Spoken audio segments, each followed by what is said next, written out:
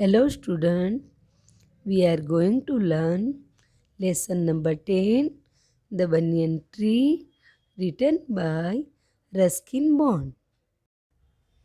Before you read, have you seen a mongoose? You have read in lesson 9 that a mongoose can fight with and kill a snake. Look at the pictures and read the lines given along with them. आपके पढ़ने से पूर्व क्या आपने एक नेवला देखा है? आप अध्याय 9 में पढ़ चुके हैं कि नेवला एक सांप से लड़ाई कर सकता है तथा उसे मार सकता है। चित्रों को देखिए तथा उनके साथ दी गई लाइनों को पढ़िए। The fight of the cobra and the mongoose is classic drama, often seen in India, and the outcome is largely the same. नेवला और कोबरा की लड़ाई भारत में अक्सर दिखाई देने वाला एक उत्कृष्ट नाटक है और परिणाम अक्सर एक ही होता है। The mongoose is not immune to the venomous bite but is faster and quicker in motion.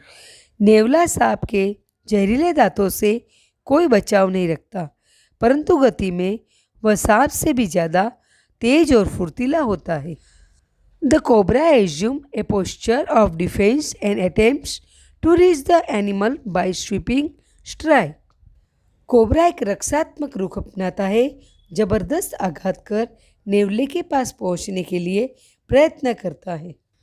But the quick moving mongoose jump out of reach and comes at the snake from another direction before the snake can get into striking position again.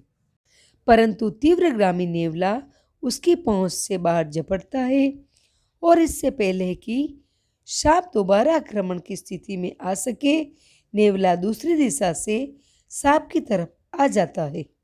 This constant movement tyres and discourage the snake and the mongoose is finally able to leap in close and bury its teeth in the snake's neck, usually severing the joints of his vertebrae.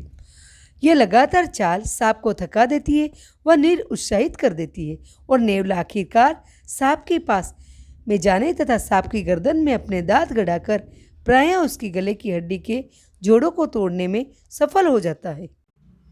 आज हम बरगद के पेड़ का भाग 1 पढ़ेंगे। दो the house and grounds belong to my grandparents, the magnificent old banyan tree was mine, chiefly because grandfather at 65 could no longer climb it.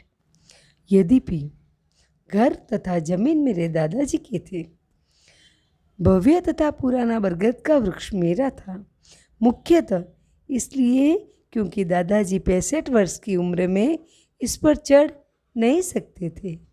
Its spreading branches which hung to ground and took root again, forming a number of twisting passages, give me endless pleasure. इसकी फैली हुई शाखाएं जो कि जमीन तक लटकती थी तथा फिर से जड़ों का रूप ले लेती थी, वे बहुत से घुमावदार रास्ते बनाते हुए मुझे अनंत प्रसन्नता प्रदान करती थी। Among them were squirrels and snails and butterflies. The tree was older than the house, older than grandfather, as old as Dehradun itself. उनमें गिलहरियाँ, घाघे तथा तितलियाँ रहती थी। पेड़ घर से भी ज़्यादा पुराना था, दादाजी से भी पुराना और उतना पुराना जितना कि स्वयं देहरादून।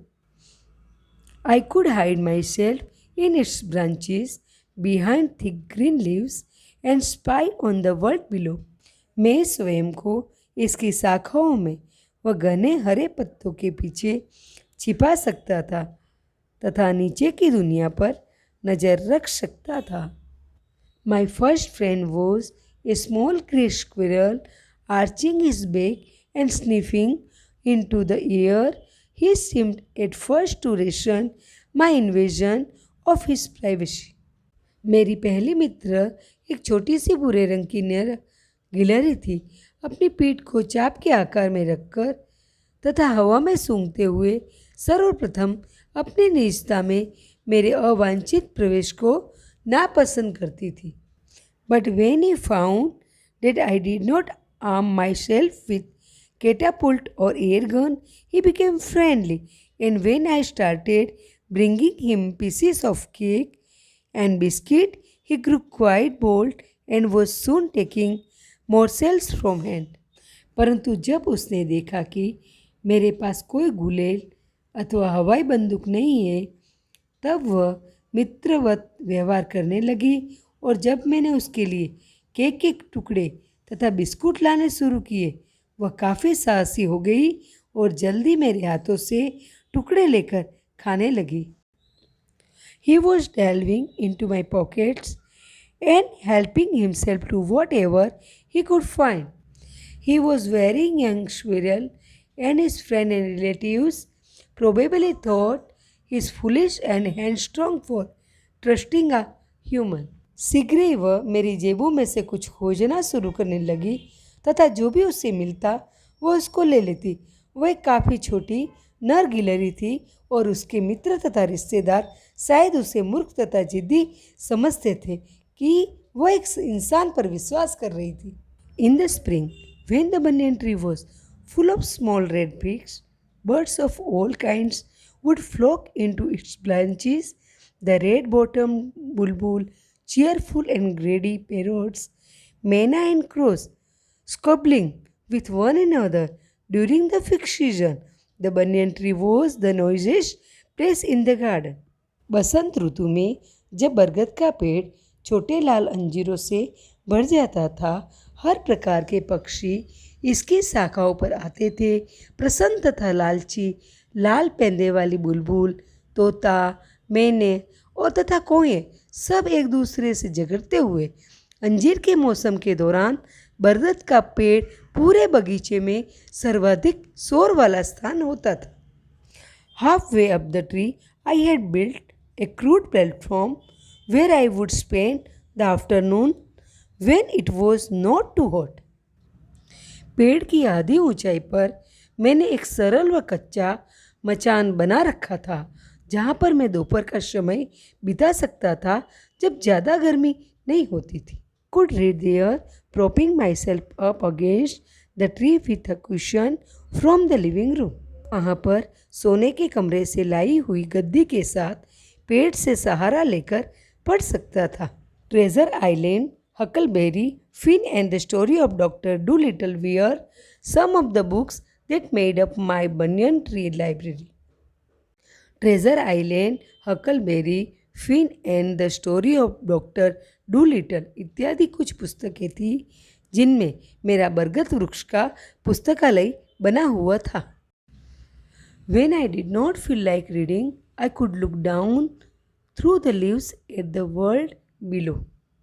जब मेरा पढ़ने को मन नहीं करता था, तब मैं पत्तियों के बीच में से संसार को देख सकता था.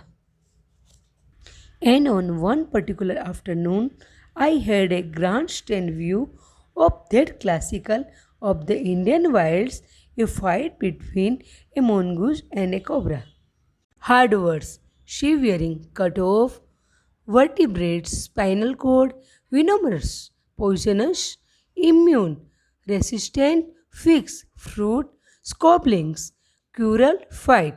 ये सब चीज़ें यानी ये सब स्पेलिंग है जो मैंने आपको लिखा है, ये सिमिलर स्पेलिंग है जिसको आपको हिंदी इसके ढूंढ के अपनी नोटबुक में लिखनी है.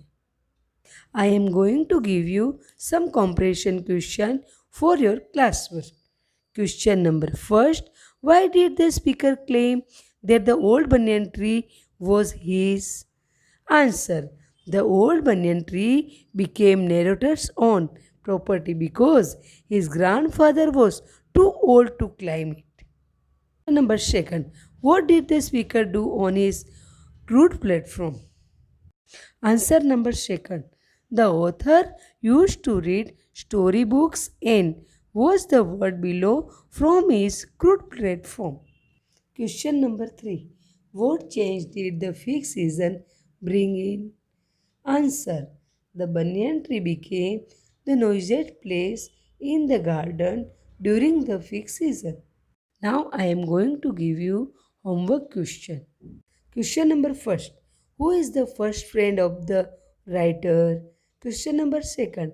What could be the opinion of squirrel, friends and family about human beings? Question number third. What did the writer bring for the squirrel? With this part first of chapter 10, the banyan tree has been completed. Thank you.